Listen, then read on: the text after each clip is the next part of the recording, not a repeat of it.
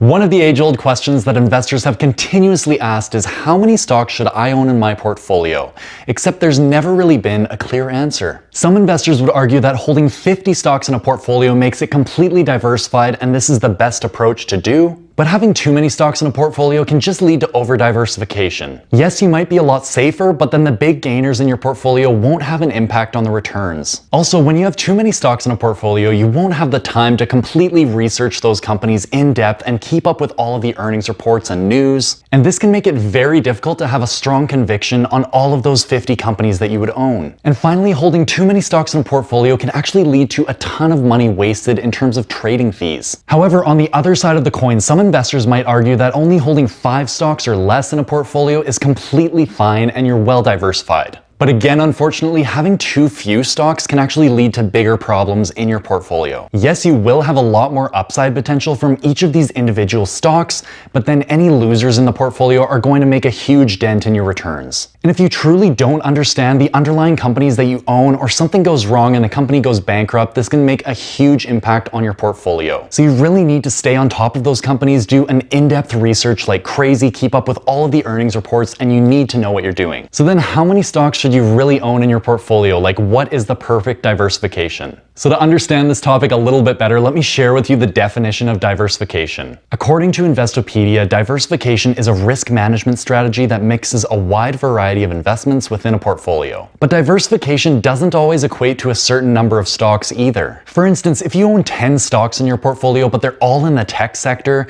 you're technically not diversified whatsoever. But if all of those stocks were in different sectors, then technically you would be. Unfortunately, however, no one can really agree on what diversification means and how many stocks you should really hold in your portfolio. So in today's video, I'll be answering exactly that question and sharing what I personally think is the ideal amount of diversification. But don't just listen to me, let's start off with a clip from the Oracle of Omaha, Warren Buffett himself, and see what he has to say on the topic of diversification.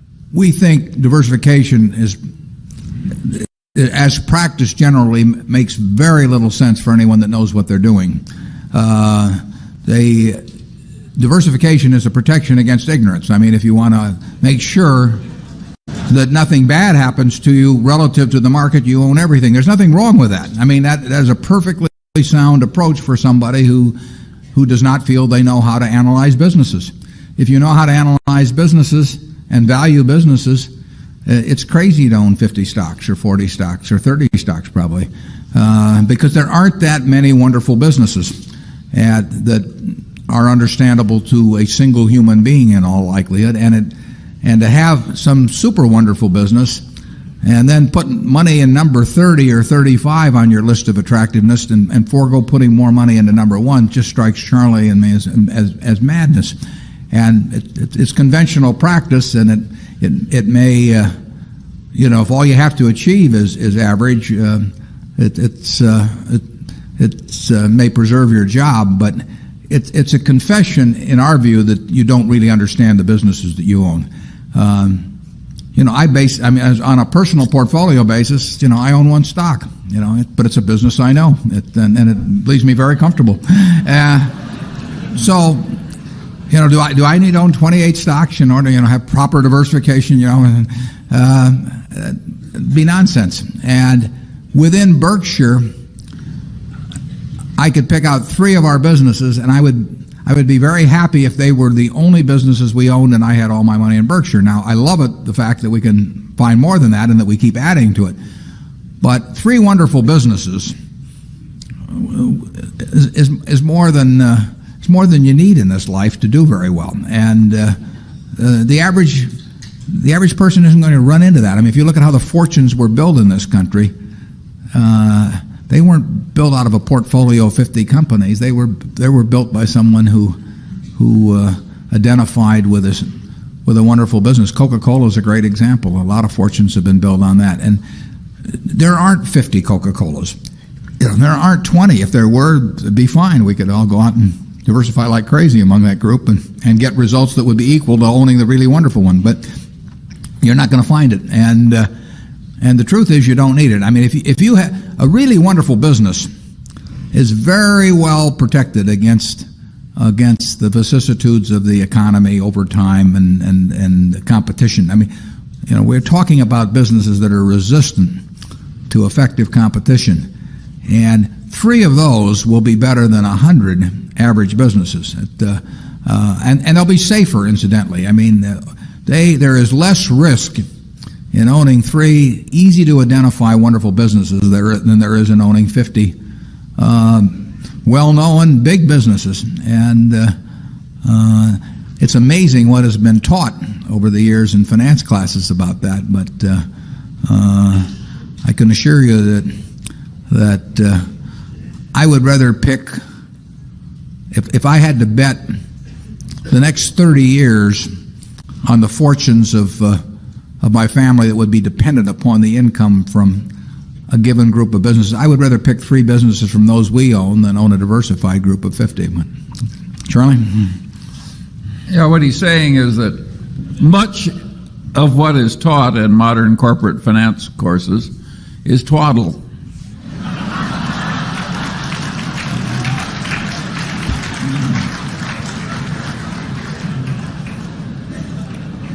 You want to elaborate on that, Charlie?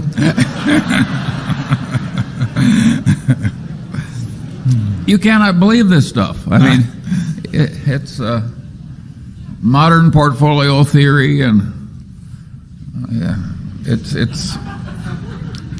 has no utility. But I mean, it will tell you how to do average, but I think anybody can figure out how to do average in 5th grade. I mean, it's just not that difficult. And it's elaborate, and there's lots of little Greek letters and all kinds of things to make you feel that you're in the big leagues. But there is no value added. I have great difficulty with it because I am something of a student of dementia, and I have.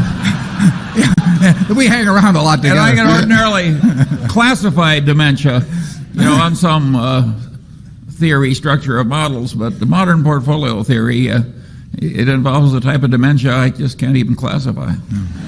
Something very strange is going on. If you find 3 wonderful businesses in your life, you'll get very rich. And if you understand them, bad things aren't going to happen to those 3. I mean, that's the characteristic of it. By the way, maybe that's the reason there's so much dementia. If you believe what Warren said, you could teach the whole course in about a week. Yeah.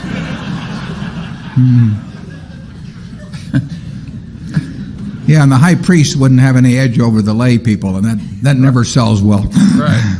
All right, so clearly Buffett and Charlie have some very strong opinions when it comes to diversification. As Buffett said in the shareholder meeting, he believes that diversification is a protection against ignorance. So he's definitely not a fan, and he believes that picking simply 3 good businesses within your lifetime is enough to do very well as an investor. Essentially, what Charlie and Buffett are trying to say is that diversification leads to mediocrity, and it shows that you don't have a lot of confidence in each one of your individual investments. However, Buffett also says that there's no problem in investing in an index fund, which generally tracks the entire market or a certain sector, but that this will lead to average returns, and this is probably the best strategy for most people. So now for my own opinion, how many stocks should you own in your portfolio? That is the question I'm going to answer. There are several factors that you do need to consider, like your age, your investing time horizon, your risk tolerance, and the amount of effort that you're willing to put into researching companies. For example, let's consider an investor named Chris. He's 25 years old, so he's got a 40-year time horizon, which is really long.